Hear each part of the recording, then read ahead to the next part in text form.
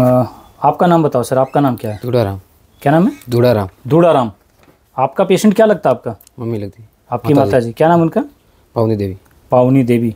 रहने वाले कहाँ क्या? राजस्थान, बाड़मेर जिला। राजस्थान में बाड़मेर। बाड़मेर में कहाँ? कोई स्पेशल जगह आपसे कोई? बाड़मेर से पास महाबार गांव।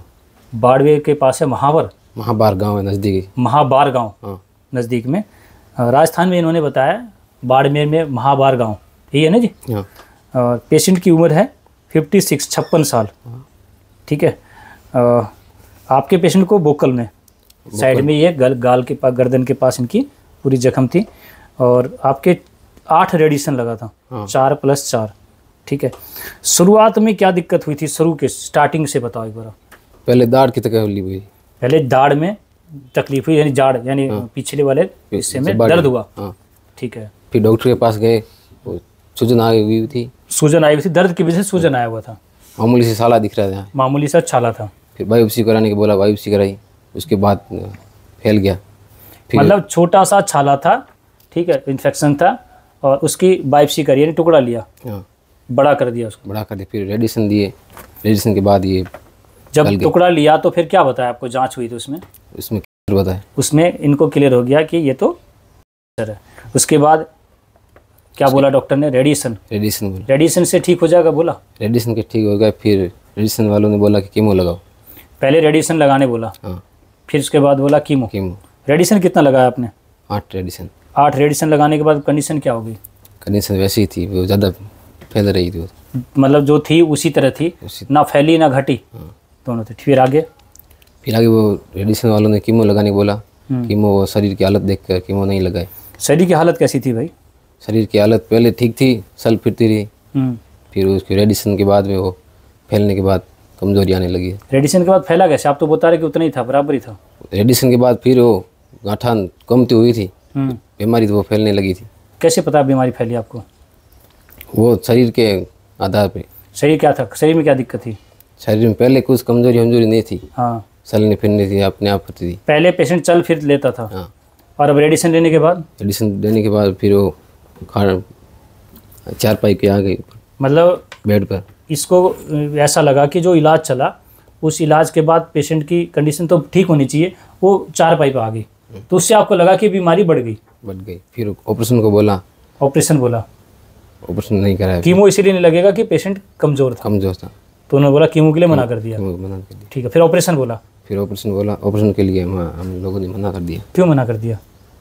क्योंकि हालत वो ऐसी ही थी कि भाई जब वो पेशेंट ऑपरेशन नहीं करवा सकता है, मतलब कीमो नहीं ले सकता, तो ऑपरेशन कैसे कराएगा, ये बोल सकते हैं ना। ठीक है।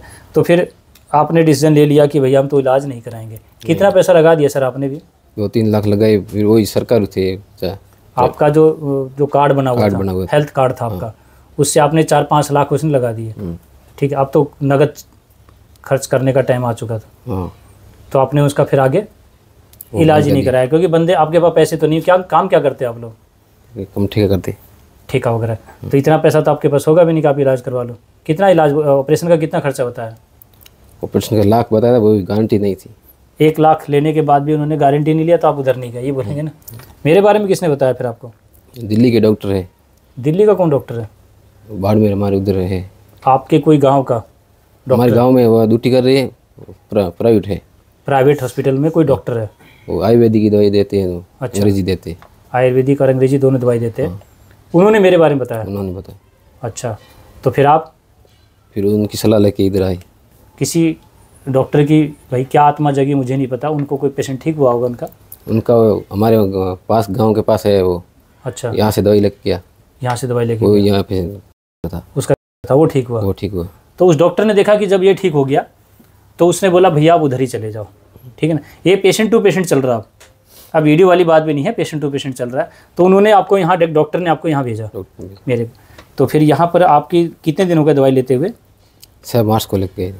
6 मार्च को लेके गए थे आप दवाइयाँ, और आज कितनी तारीख है? 18 मार्च। ठीक है जी। तो आपको भी लगा लो कि अप्रोक्सीमेट 17-18 दिन हो गया है ना। तो अभी पेशेंट की क्या आपको आराम मिला मेरी दवाई से?